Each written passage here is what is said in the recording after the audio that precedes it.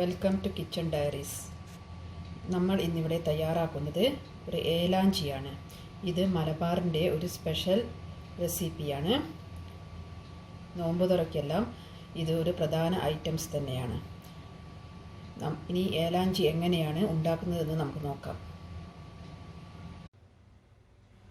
ഒരു പാത്രം അടുപ്പിൽ വെച്ച് അതിലേക്ക് ഒരു ആണിയും അതിൻ്റെ പകുതിയും ശർക്കര എടുത്തിട്ടുണ്ട്.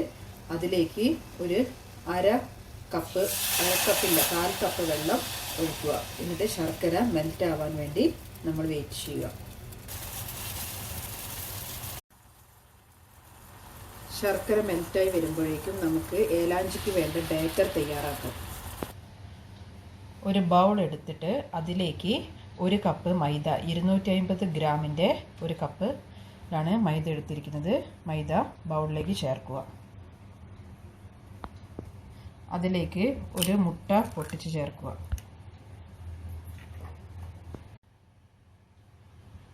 അതിലേക്ക് 1/4 ടീസ്പൂൺ മഞ്ഞളും 1/4 ടീസ്പൂൺ ഉപ്പും ചേർക്കുക. 3/4 കപ്പ് വെള്ളം ചേർക്കുക.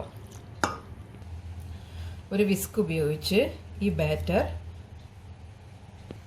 ബ്ലെൻഡ് ചെയ്തെടുക്കുക. അല്ലെങ്കിൽ ഒരു മിക്സിയുടെ ജാറിൽ ഈ ചേരുവകളെല്ലാം ചേർത്ത് ബ്ലെൻഡ് ചെയ്തെടുത്താലും മതി. നന്നായി കട്ടകളില്ലാതെ വിസ്ക് ഉപയോഗിച്ച് ബ്ലെൻഡ് ചെയ്തെടുക്കുക. ഇപ്പോൾ ബാറ്റർ ഇവിടെ തയ്യാറായിട്ടുണ്ട്. കട്ടയൊന്നുമില്ലാതെ നല്ലോണം ബ്ലെൻഡ് ചെയ്തെടുത്തിട്ടുണ്ട്. ഒരു പാൻ അടുപ്പിൽ വെച്ച് പാൻ ചൂടായതിനു ശേഷം അതിലേക്ക് 1/2 ടേബിൾ സ്പൂൺ ഗീ ചേർക്കുക. അതിലേക്ക് ക്രഷ് ചെയ്തിരിക്കുന്ന കാഷ്യൂ നട്ട് 1 ടേബിൾ സ്പൂൺ ചേർക്കുക. കാഷ്യൂ നട്ട് ഓപ്ഷണൽ ആണ്. ഇതില്ലെങ്കിലും നമുക്ക് ഏലാഞ്ചി തയ്യാറാക്കാം. പക്ഷേ അണ്ടിപ്പരിപ്പ് ഇടുമ്പോൾ അതിൽ ഒരു കടിക്കാനുണ്ടാകുമ്പോൾ ഒരു ടേസ്റ്റ് കൂടുതലാണ്. അപ്പോൾ ഇത് ചെറിയ തീയിൽ റോസ്റ്റ് ചെയ്തെടുക്കുക. അണ്ടിപ്പരിപ്പ് നന്നായി റോസ്റ്റായി വന്നിട്ടുണ്ട്. അതിലേക്ക് 1 കപ്പ് ചിരകിയ തേങ്ങ ചേർക്കുക.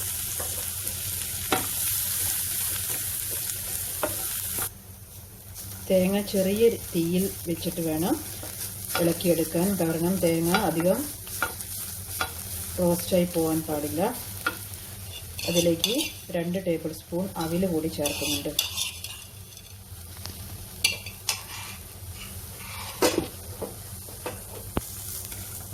ഇതിലേക്ക് നമ്മൾ നേരത്തെ മെൽറ്റ് ചെയ്ത് വെച്ചിരിക്കുന്ന ശർക്കര പാനി ചേർക്കുകയാണ്. ഇത് സ്ട്രെയിനറിൽ സ്ട്രെയിൻ ചെയ്തെടുത്തതാണ്. അതുകൂടി ചേർക്കുക. അതിന് നല്ലോണം ഇളക്കി യോജിപ്പിക്കുക.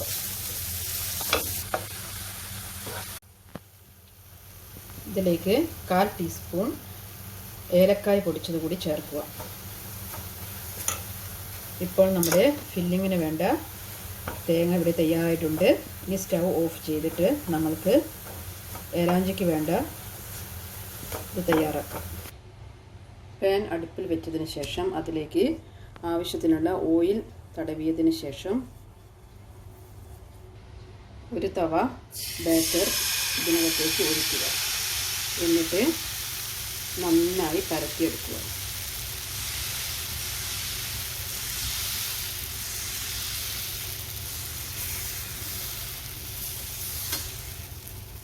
ശേഷം തവ ഉപയോഗിച്ച് ഒന്ന് മറച്ചിട്ട് കൊടുക്കുക. അധികം ചൂടാവാൻ വെക്കണ്ട. ഒന്ന് ചെറുങ്ങനെ ചൂടായതിനു ശേഷം നമുക്ക് ഇത് പ്ലേറ്റിലേക്ക് മാറ്റാം. ഇനി ഇത് നമുക്ക് പ്ലേറ്റിലേക്ക് മാറ്റാം.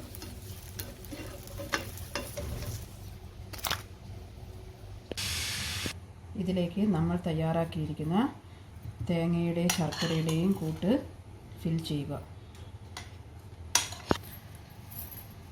അതിനുശേഷം ഫിൽ ചെയ്തതിന് ശേഷം നമ്മൾ ഇത് റോൾ ചെയ്തെടുക്കുക.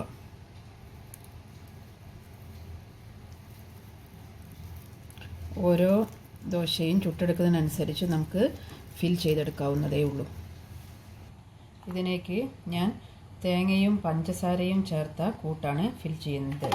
സാധാരണ ഈ വിധത്തിലും ഞങ്ങളുടെ നാട്ടിൽ ഉണ്ടാക്കും. അപ്പോൾ 2 തരത്തിൽ, ഒന്നിൽ ശർക്കര ചേർത്തതും ഒന്ന് പഞ്ചസാര ചേർത്തതും ഫില്ലിങ്ങിൽ നിറയ്ക്കുകയാണ്. ഇത് പഞ്ചസാര ചേർത്ത കൂട്ടാണ് ഞാൻ യൂസ് ചെയ്തിരിക്കുന്നത്. രണ്ടിനും നല്ല ടേസ്റ്റാണ്.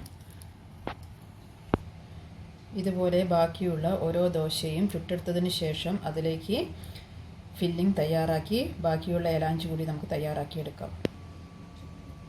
ഇപ്പോൾ നമ്മുടെ സ്വാദിഷ്ടമായ ഏലാഞ്ചി ഇവിടെ തയ്യാറായിട്ടുണ്ട്. ഇത് നല്ല ഒരു 4 മണി പലഹാരമാണ്. എല്ലാവരും ഇത് ട്രൈ ചെയ്ത് നോക്കണം. സബ്സ്ക്രൈബ് ചെയ്യണം, ലൈക്ക് ചെയ്യണം, ഷെയർ ചെയ്യണം. Thank you for watching.